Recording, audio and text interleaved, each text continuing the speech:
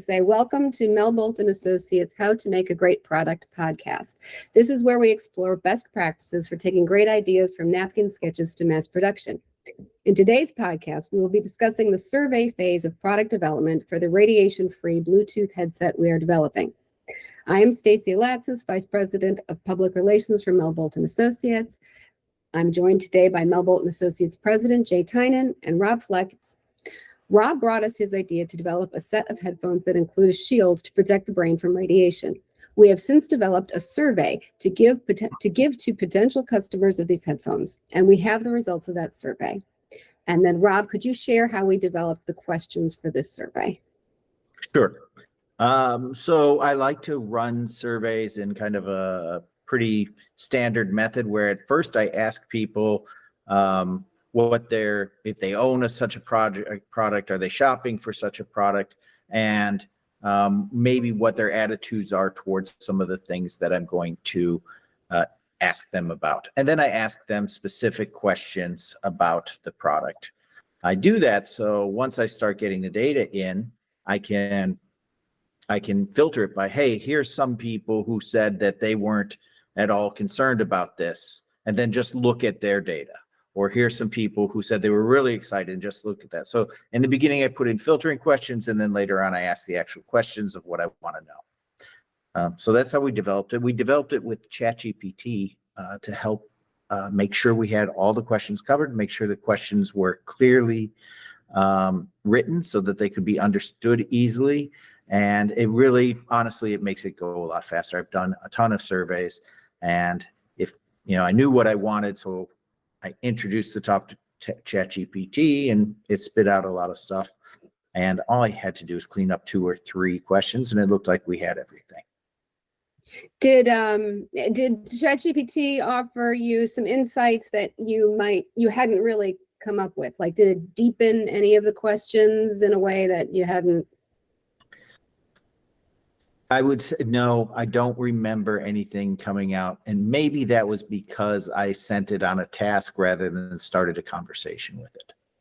Usually when I want to learn more about a subject, I'll start a conversation with ChatGPT and we'll talk about it. But sometimes I'm just trying to spit out work really quickly, and I'll say, hey, this is exactly what I want. Rather than, hey, I want you to act as my product marketing manager, and I'm interested in this. What do you think we should learn about this? And then start a true conversation. And then what's really cool, after you maybe went back and forth, a dozen, 2 dozen, even 3 dozen times, and you finally feel like you've learned some stuff, you can actually ask it to summarize the whole conversation or even put it in an email and send it to people. So sometimes I do that, but I did not do that on this time. And I didn't have any question that would kick anybody out. So anybody who wanted to answer could. I did have the question of whether or not you're interested in buying such a product, headsets, and if you use wired or wireless. We chose. I went across the board. I did not get into specific audio shoppers or gaming shoppers or things like that. So we took our entire cross section of our shoppers.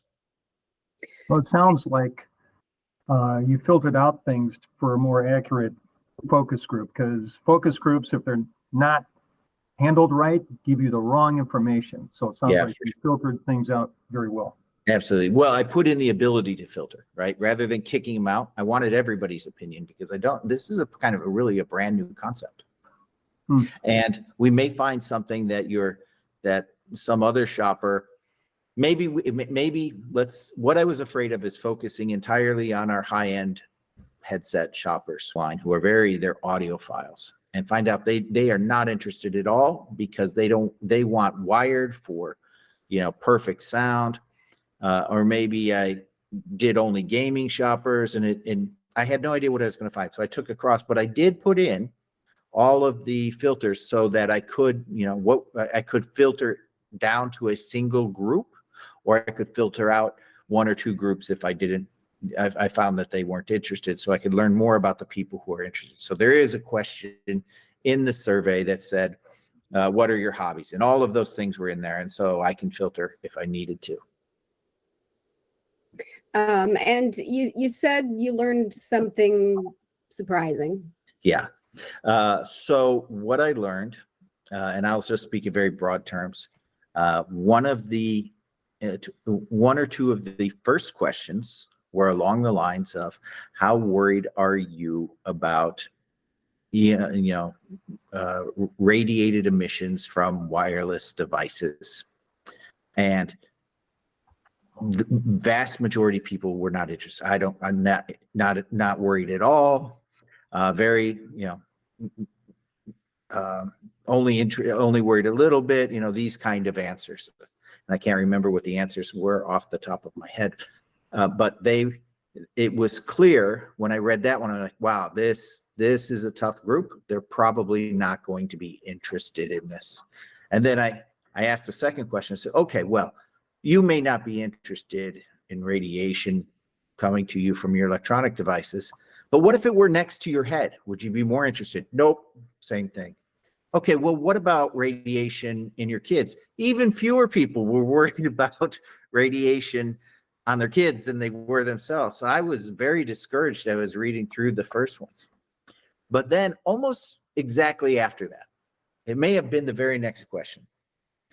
We said, okay, well, what if I told you I could provide a headset? And it doesn't say, what if I could told you? And this is, me speaking.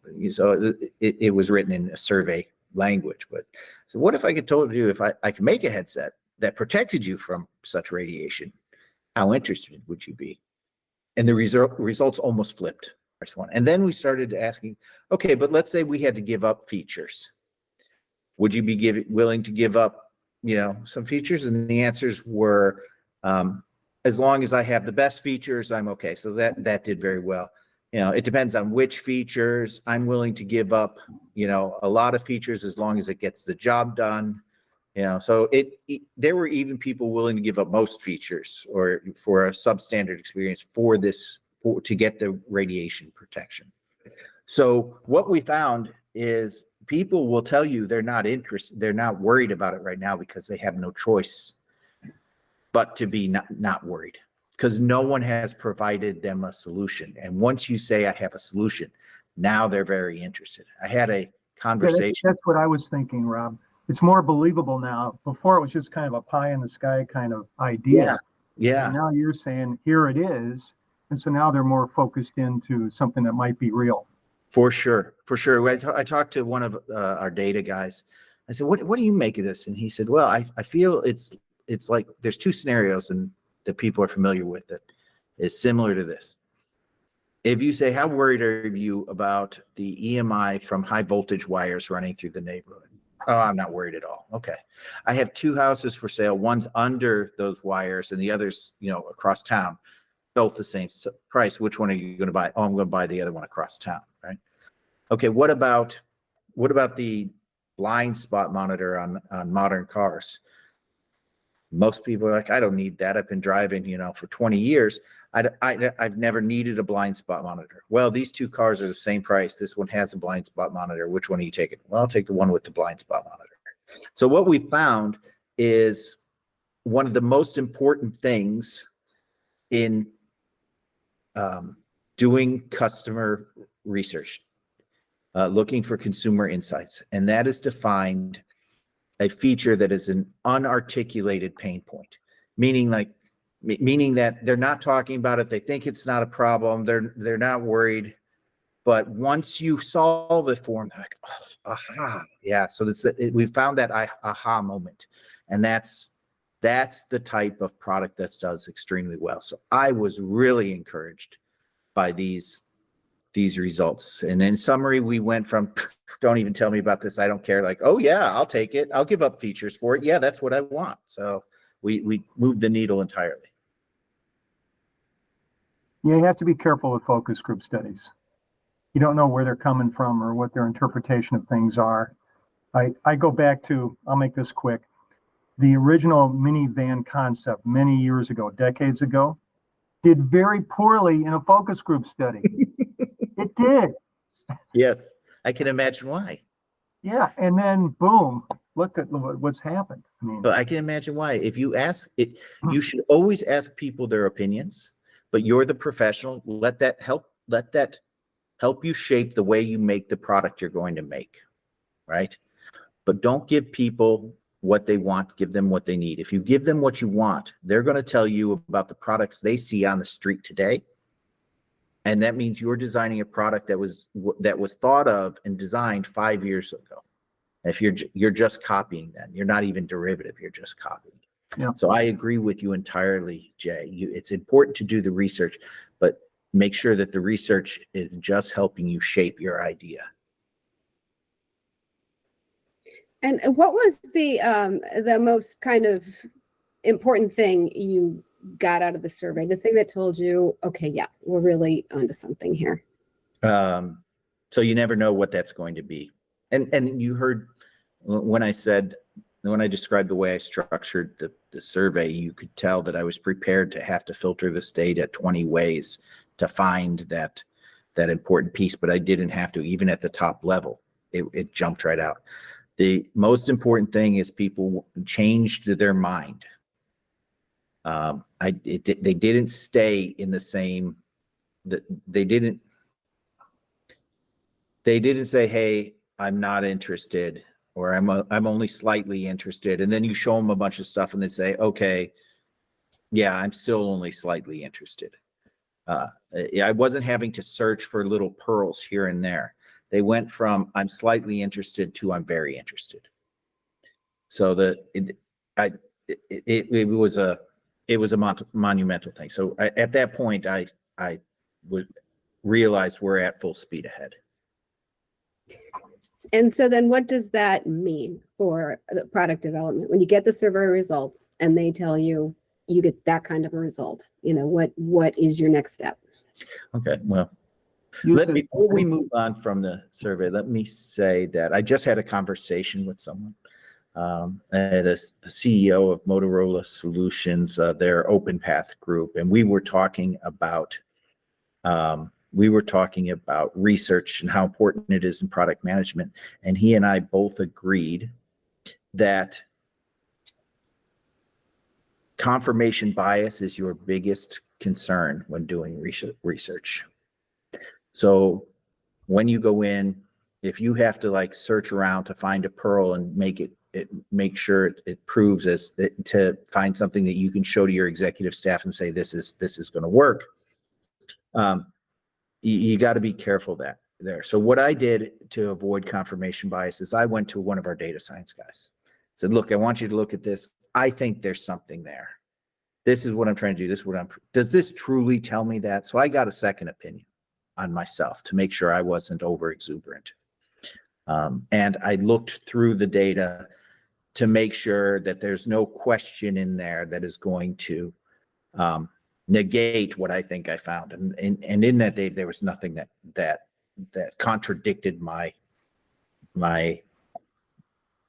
reading of the data. So you have to you have to act like a scientist for 10 minutes and make sure your hypothesis is actually provable, and then ask people to challenge it and try to disprove it, because your next step is to go pitch this to your executive staff. Now you are really doing your company a disfavor, and you're doing yourself a disfavor if you're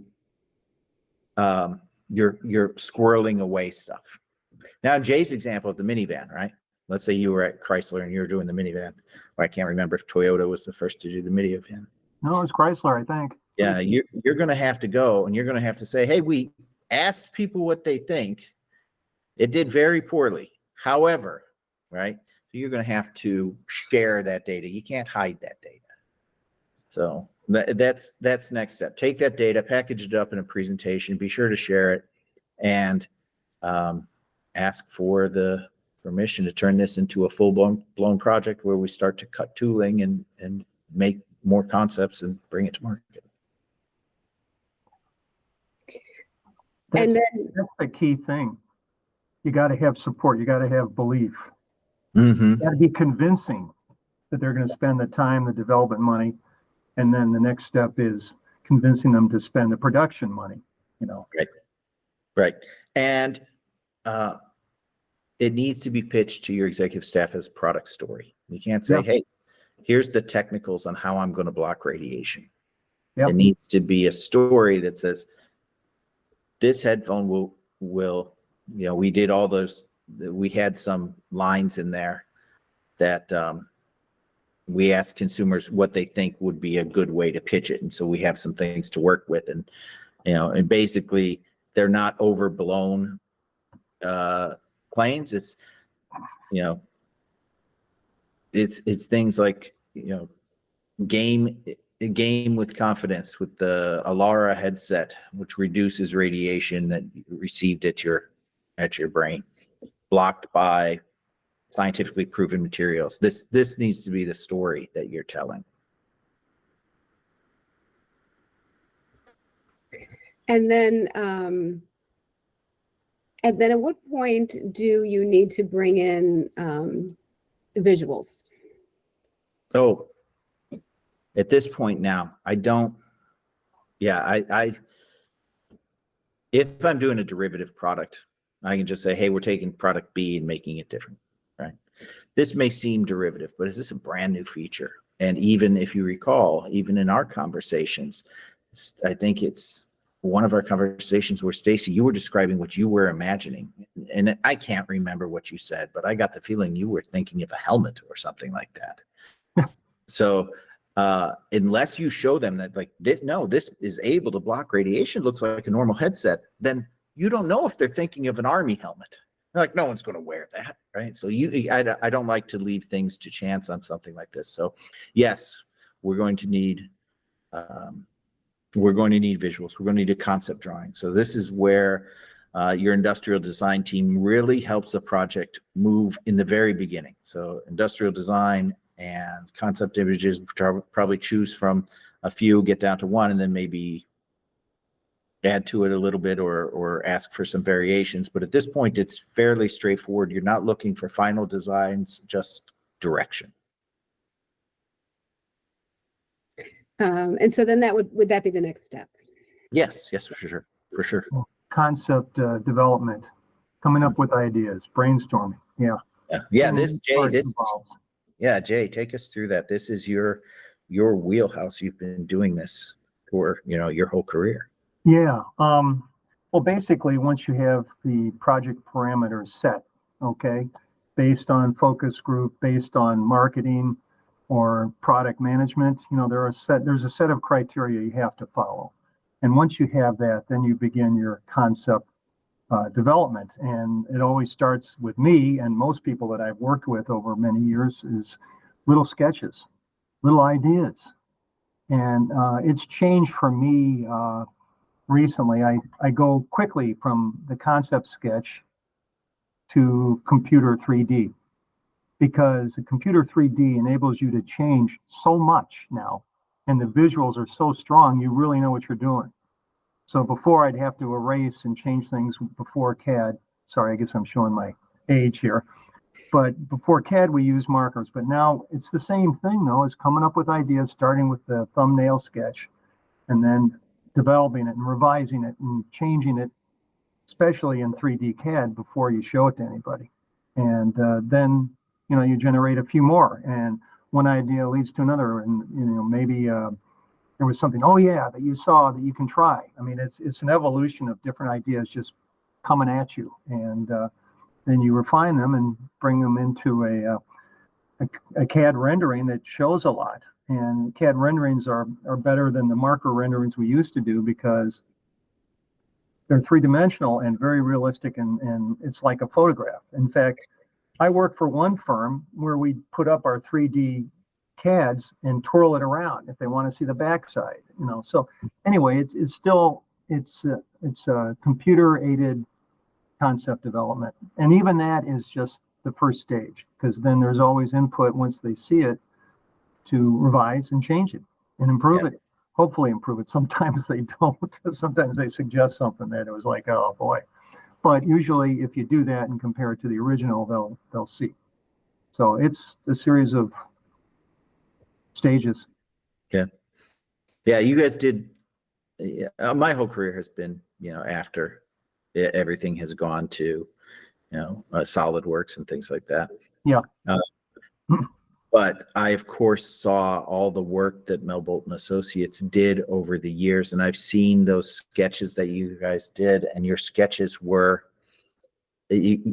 absolute artwork. They were photorealistic that you did with markers and pencil. And it took the computer for other firms to be able to produce work as good as you guys did.